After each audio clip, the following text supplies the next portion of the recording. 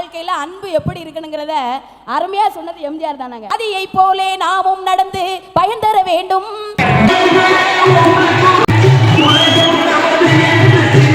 நீங்க நல்லா இருக்கணும் நாடு முன்னேற. தமிழை இரு கண்களாக மதித்தவர் எம்ஜிஆர் அவர்கள்.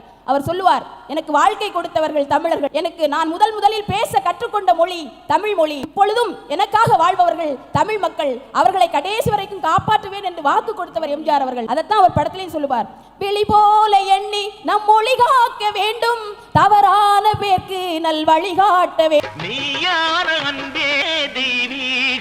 ஜனநாயகத்தில் நாம் எல்லோரும் மன்னர், தென்னாட்டு காந்தி அந்நாளில் சொன்னார்.